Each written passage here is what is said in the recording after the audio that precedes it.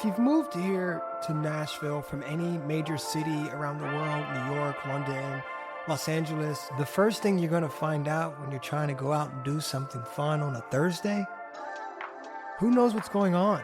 I mean, this seems to be this big it city, but does anybody know what's actually happening here? There is no Time Out magazine.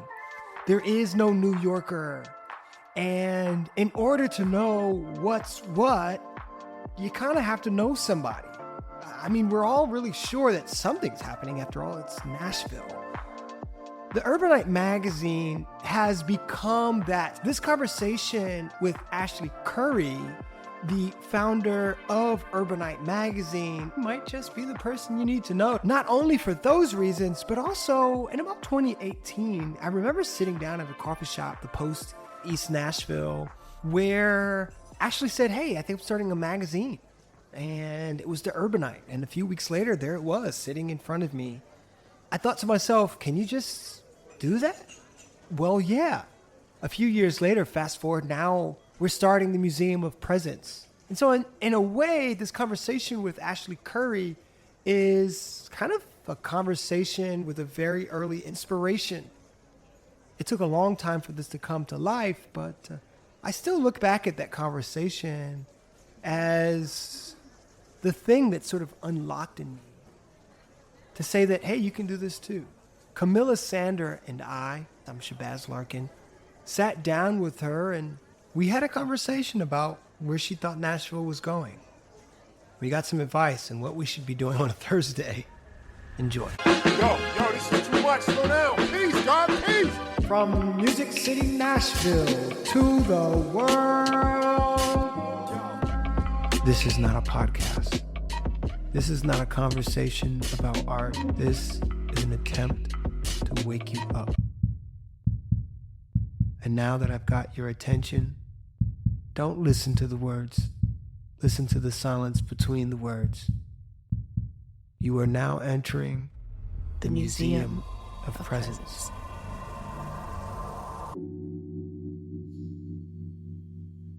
How you feel? Yes, I'm feeling good. I'm feeling great, actually. Now that I finally get to have a conversation with Ashley Currie. Oh my gosh.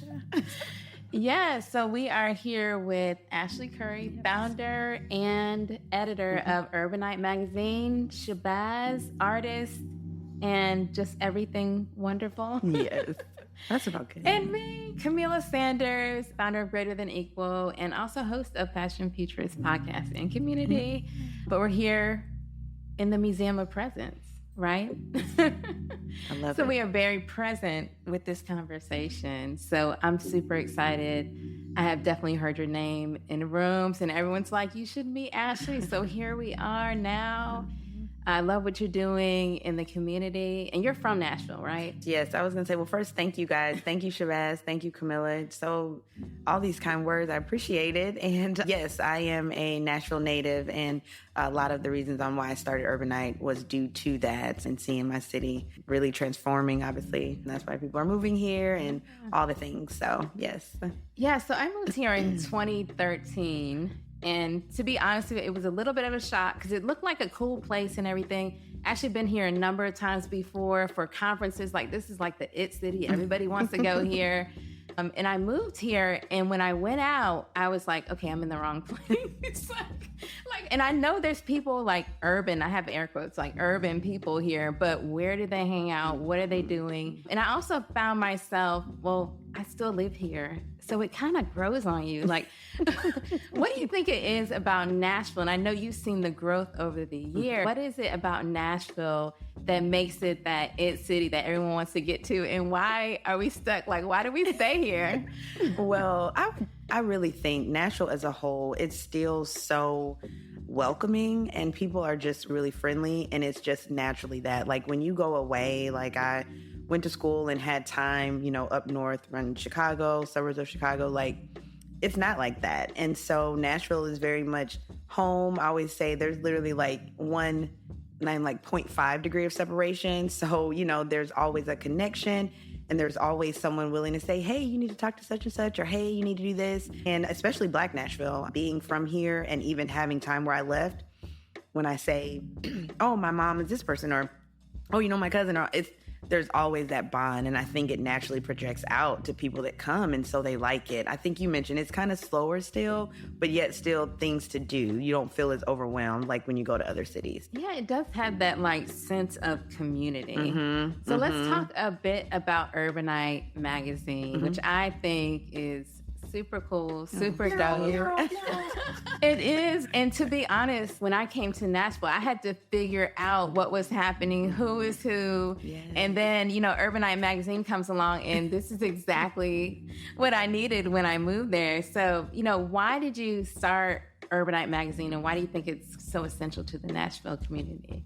Yeah. So I started Urbaanite. My background is in marketing and advertising. And so when I moved back to Nashville and like it was growing and it was all the things, I just felt there's a narrative missing. One, I'm the type of person that loves to get out and go to places. And so I would go to like the top 10 places. And sometimes I'd be like, I shouldn't have gone here. Like bad vibes, bad energy. Like who told you guys this was a cool place to go?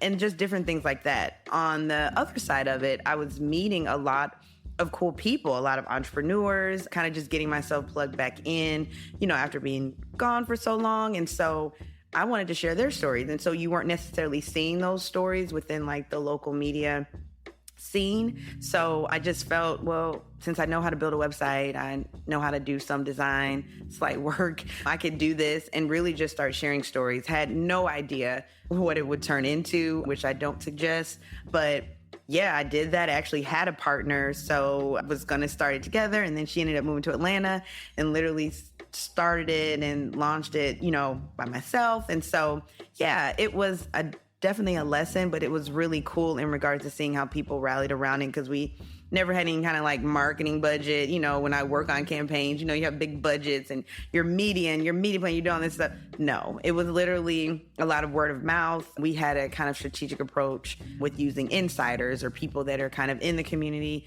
that can help share Urbaanite. And so thankfully we were able to grow and really sustain a community of people that, you know, look out for the stuff we share every week. And so that's a blessing. And it's also goes to show that people do want that. Every time people are always like, hey, I didn't know about this. Even when do people want to read this? Because sometimes I'm like, what am I doing?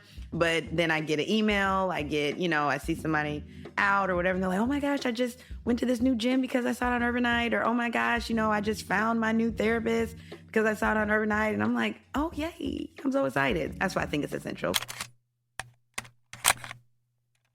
All roads lead to Nashville Music City USA.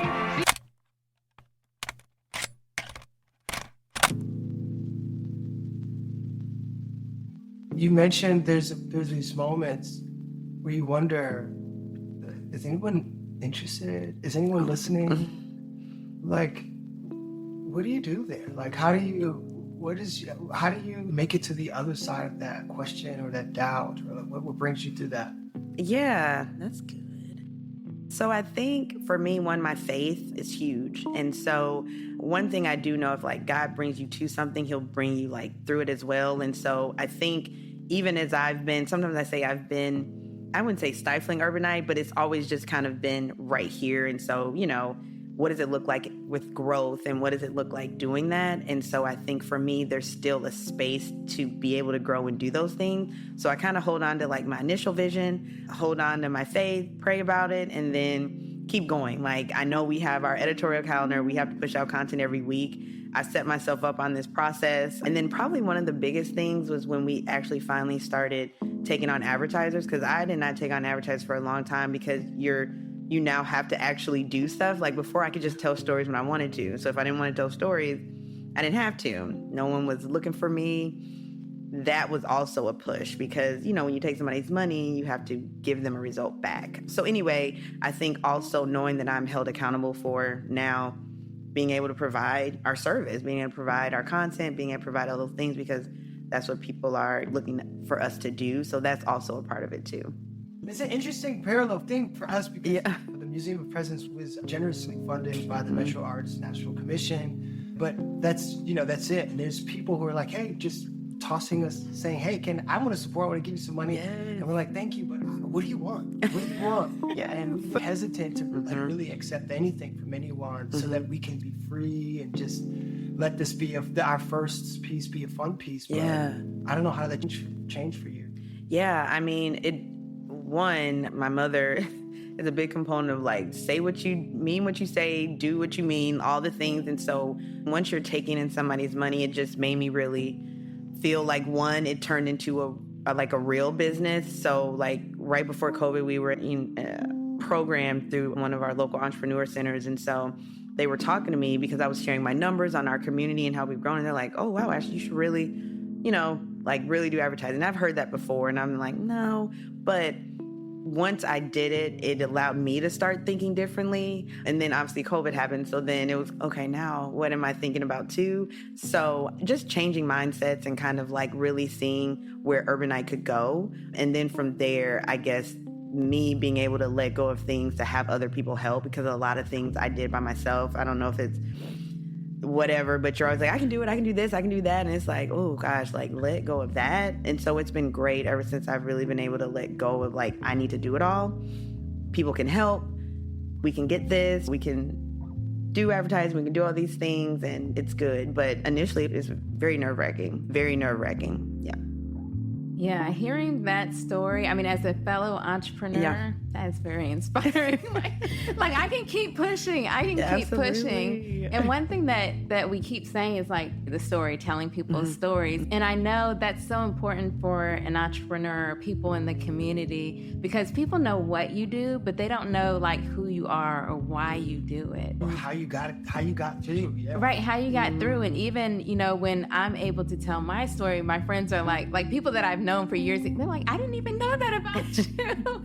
So can you talk a little bit about that, about some of the stories that you feature Urbaanite, or just like what angle you use to tell people's stories? Yeah. So for Urbaanite, I've always wanted to, steep it in celebration and joy. So I think, focusing on African Americans and our community, sometimes we tend to focus either on celebrity entertainment or we focus on trauma. And so for me, I didn't want to do that. I wanted to make sure we were a real lifestyle brand. A lot of times people don't think lifestyle or, we're biggest consumers. We're doing all the things, like we love things. We love experiences. We love laughing. We love celebration.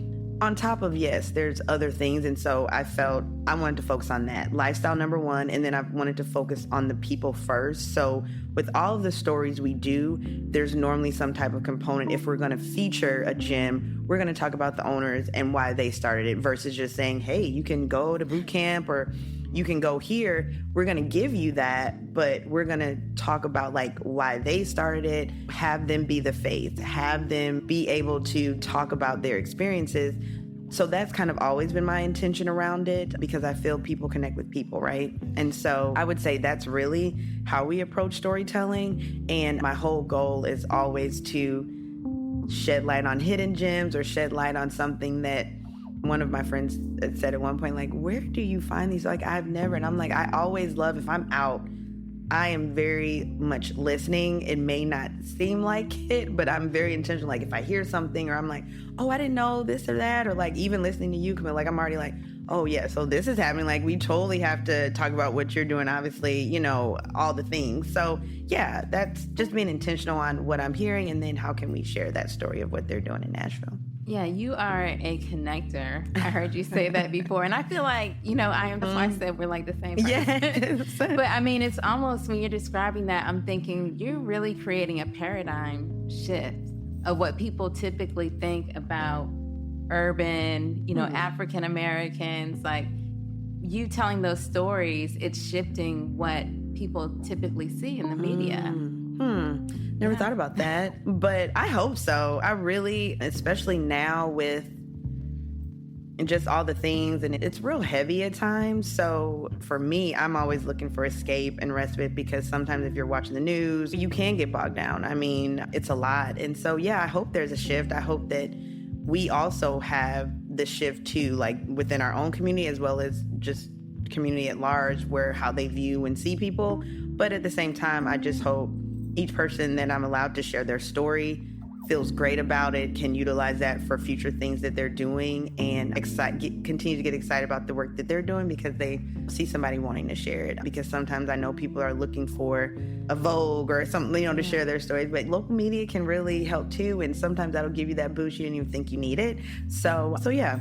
It definitely does. Man, somebody told me that there's nothing you can do with national fame. It doesn't actually help you. It only hurts you everywhere you go. But local fame, if people know you where you live, it can be very rewarding and helpful. I love that. Yeah. And, I get that because when I do art show, after I do art show, I feel like everybody knows me. Everywhere I go. Everybody does know you should. And it's dope because I feel like there's people there supporting my kids. There's people that involve my community, people that come over my house and eat dinner with me. If I'm in Albuquerque and that happens, I'm scared. But here in my own community, it feels like a beautiful relationship. Absolutely. That's a good, I never heard that, but I 100% agree with you on that. Yeah, so you mentioned sometimes it's heavy. Can you talk just a little bit more about that? Like some of the challenges that you face on this journey of telling everyone's story, and like how did you overcome them? Yeah. Well, one, I would say to start off, like when I first started Urbaanite, a lot of people were saying, oh, you shouldn't focus on or center. Because, at the end of the day, anyone can consume whatever. As African Americans, we've been consuming all things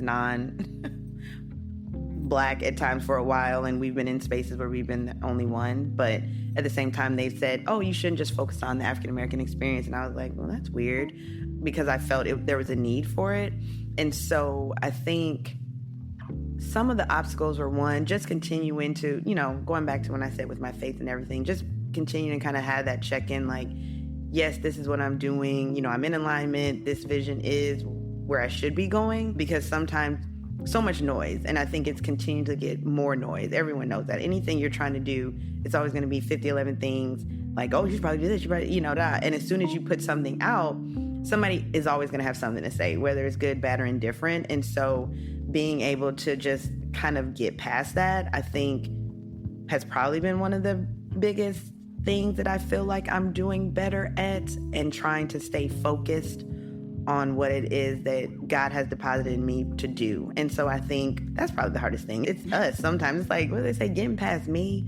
So yeah, I would say that. Finding stories and finding things, that's easy. But then putting it out there, yeah, you don't want to second guess yourself, especially when you're trying to do things and grow and all that. How do you do that? Like, how do you shut out all that noise, stay focused, stay authentic to what you know, your vision and your purposes, and really follow what you know that God has for you? Like, how do you hear that? How do you stay focused on that when there's so much noise? Oh, man. One, I feel like I'm being so cheesy, but prayer and devotion are huge. So that's a kind of daily part of what I do. I also try to make sure that I am planning out what my day looks like the day before. And then every Sunday, I'm really looking at my whole week. Like I always say, if it's not in my calendar, it's not going to happen. So doing that, and then really trying to, I always call it my funnel, but I don't know, it goes back to marketing class or whatever. But anytime, especially as you're growing or whatever, there's always opportunities. There's always someone saying, you should do this, you should do that. I always try to run it through my funnel of hey, this is what you said you wanted to accomplish in 2023, or hey, this is what you said you wanted to accomplish this month, or whatever that looks like. And if it doesn't necessarily align with that, then I don't have to do it. So then that kind of makes it even better to continue to stay focused on what I do want to do and what, I'm planning to do. Those are some of the things I do. Good. But so I got three things. Yeah. You said prayer and devotion. Yes. Which you said might be cheesy, but if that's cheesy, our whole magazine is cheesy, okay? Everything about this project is cheesy. Absolutely. So prayer and devotion. You said planning ahead, the week for the week ahead. Yep. And having selective focus on the things that are in your purview, in your circle, and part of your goals and plan. Oof. Yes. Ooh, I'm taking heard it here notes. first. Here, editor, insert Jamaican influence here as well. So I can't wish you I love it. No, you're good. So when I've heard your name, I have not just heard it with Urbaanite. Because so I know that you have your hand in a lot of different things in the community. And even Urbaanite is like a huge thing. Right? Thank you. So how do you practice self-care, being involved in the community, doing all the things and all the different things? Like, what are some of the things that you do to practice mindfulness and self-care? Yeah. So definitely trying to make sure to always so family is very important to me, and family and friends. And so I think sometimes people don't think that can re-energize you just in itself. And sometimes when you're busy doing all the things, like I do always want to make sure like I'm checking in and seeing my mom. I'm stopping by her house. I'm checking in with like my friends, and I'm making sure we have those intentional moments to go on a trip or to just have brunch or to just go over their house because they just, built their patio and they're like, yo, you got to come over and see it. So one, that is a part of self-care, family and friends, because they are so important to me. They're why I do what I do. That's very important. And also for me, I try to take time to just do things that I enjoy doing that have nothing to do with work, because it's so much like Urbaanite it really is a constant, but you still have to, have time to step away. So like everyone knows I love like hiking. You can find me at Radnor. I love, doing kind of outdoorsy things, even though I hate insects and bugs. Everyone's like, I've never seen it, but I love it. So yes, it's like making those times. And then travel is a big one for me. So I do try to always, ensure if I'm not taking like a little mini weekend trip or whatever, like I'm taking some type of travel. But then I always have like little moments, and I didn't realize it until I was listening to another podcast, but those are like my self-care moments. But like literally at the end of days, I love tea. I don't drink coffee. I love, like, don't get me started on my loose leaf teas and everything. Like I'll make my tea, I'll have my day, and then like either I'm like, now, I don't know if I'll be watching reality TV, but I'll be drinking my tea and I'm like, this is good. And so those are moments too where I try to take it just throughout the day to have a moment. I may like take a walk or have my tea and, center. And then of course, the usual things, like I love getting my nails done, doing facials, all the things. But eating is really like my self-care too. I love trying new restaurants. Yeah. Basic need. So, yeah. Yeah. And, this is the Museum of Presence. And so you named all these things like traveling and visiting family and friends and going hiking. And I know, like, when you have so much stuff to do, are you there, like, thinking about Urbaanite? Like, how do you, like, check out? Do you check out in those moments and you're, like, very present? Like, how... Yes, I'm very much a checker-outer. That's the thing, you're a checker-outer. Yes, I am. And I'm thankful for that 100%. I will check out, especially like dinners or whatever. And sometimes I get on like family and friends because I'm the one, I won't have my phone at dinner. I won't have my phone on hikes. I want to be there because literally I don't want to think about anything else because I know I'm going to get back to it. So yeah, I do try to do that. I think it's important. Why is it important? Because we're so full, it's so much noise, y'all. It's a lot. Like if you think about your day, I was literally it was like this professional development, it was like a workshop, women's workshop, whatever, a couple months ago. And she was talking about how many times we're interrupted, like with phones or whatever. She said the average person, it was something crazy, like 176 times a day and that means any type of lighting of your phone, so if it's a notification or, that's a lot for one person. So, you have to, otherwise you'll never be able to be focused, never. And I can't have that. I can't. So I have to for myself. And that's notifications too. I remember when I first turned on my notifications for my phone, it was several years ago when I discovered on my iPhone. And like my friends were like, oh my God, this girl, you can't get in touch with her after 9. She done, like everyone was all talking about me, like you better call Ashley by 8:45. And now I notice more and more people are using that do not disturb. Now they add a little focus. And I'm like, it's nice, isn't it? Like, I love that. So I try to turn things off just for my, my sanity and my purposes, for me. So, yeah.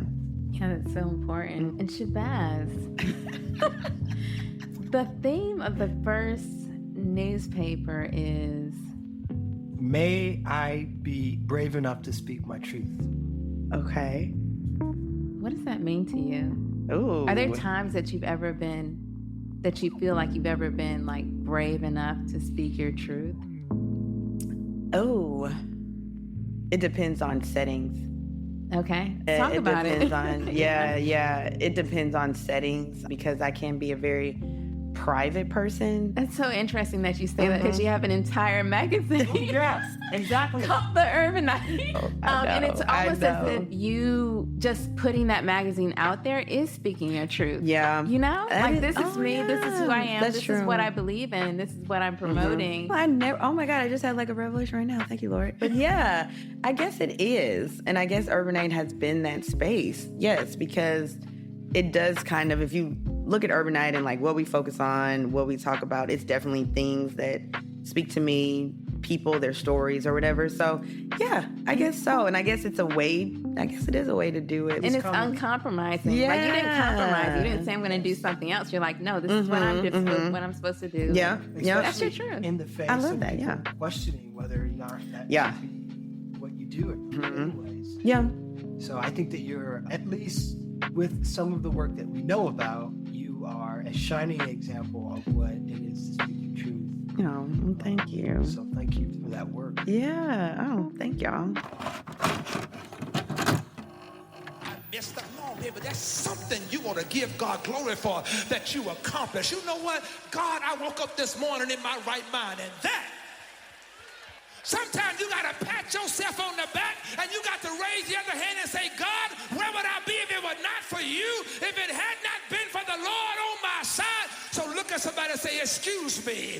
But tell them I need to take a moment and give God glory for the process. I need to thank God for the stuff I've been overlooking. Baby, I'm giving God glory for every little step I take, every little breakthrough he makes. I'm giving him glory.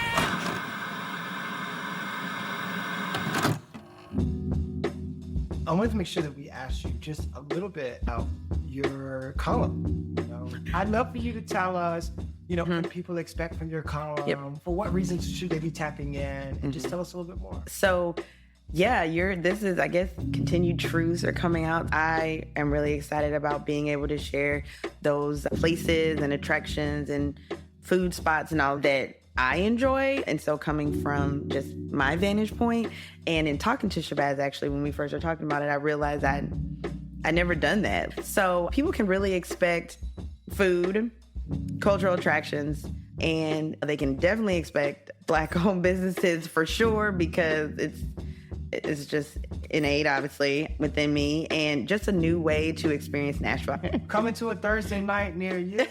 And yes to Thursday. I just want to say, Shabazz, Thursday is like my new day. I love Thursdays. Thursdays is it. It's my self-care day, It's actually. Shabazz. Thursdays, don't call me on Thursday because you're not going to get me. I love a good Thursday. People sleep on a Thursday, like they still get happy hours. Thursdays, you know, you can get specials. You can get a special on your self-care if you get a massage. Check with your folks during those days. Top 3 spots in Nashville. What do you got? Okay. One, I would say Cheekwood. Okay. It's this gym that nobody kind of knows about. And in the spring, it's absolutely beautiful. Highly underrated. And you can enjoy that in the spring. Next, I would say the Cupcake Collection. The reason why I would say the Cupcake Collection is because it's just become a staple. And I'm just, her whole story and her whole experience, and to have a staple like that in Nashville, it's huge. You know, you think about destination establishments, and that's one. And so shout out to the gluten-free sweet potatoes. If y'all don't know, gotta get that. I didn't know about the gluten-free, but just the regular sweet potato. I literally was just there this weekend. Radnor Lake, yes, I would definitely say get into it. It's great for self-care. It's great for walking. They have different trails, so you don't always have to like pick the one where you're, you know, doing crazy stuff. But I would say that's a really good one because it'll get you outside. It's always people, different things, great experience. And yeah, and it's not that far, but it makes you feel like you've like really gone really far. I love it. I love it. Cheekwood. Cupcake Collection. And Radnor Lake. I haven't been to Radnor. Yeah. So... Really? Yeah, I would definitely, you have to go. Oh, and Cinema for brunch. Okay, that's Cinema. it. Okay. Yes. So good. That's the best. to cinema. You have to make sure you do it a good week to two before and you're in there. You gotta be on top of your stuff. And I'm gonna call him like, yo, Ashley Currie told me. I need to check y'all. They were actually our first location. They were open to having a shoot when we first were launching Urbaanite, and we went to 3 different spots, and cinema is, Black owned as well, but they let us shoot there. They did little complimentary appetizers for us, and we had a whole photo shoot there, and they were open to doing that. So I'm always like, I appreciate cinema because they didn't have to really do that, and it was a really cool experience. Bless God. Yeah. I'm so hungry right now. I'm telling you. Their food is good. It is good. It's a good experience. So I'll check it out. Love it. So this has been wonderful. Thanks for all that you're sharing. Looking forward to your column. Oh, Awesome. Thank you. Thank y'all. I'm so excited. If you want to see the rest of Ashley's list of places to go, you have to find her column in the Museum of Presence. In fact, there are a bunch of columnists that we've collected from all over Nashville. There is Hunter Clare and Joe Clemens, who write RSVP Nashville, that has a very lovely array of things to do in the city. CE Gallery is hosting a little information of this underground nightlife, party life scene. There is also a really dope column with Emmanuel Legrier, who is the host of Commonwealth, which is sort of like a men's fashion community. And then there is also Jennifer Wong of the Nashville People of Color Sangha. So really great communities and 4 corners of Nashville to check out and get involved with. I should point out that the Museum of Presence is made possible by a grant from Metro Arts Nashville, a contribution from Studio Bank, and it's also made possible from listeners just like you. So thank you. We have a full volunteer staff. Tanya Lewis, who actually was the owner of that coffee shop, The Post East, and who introduced me to Ashley Clare in the first place. Evan Brown, Camila Sander, and this is a great episode. And with that, I'm Shabazz Larkin. You are now entering the Museum of Presence.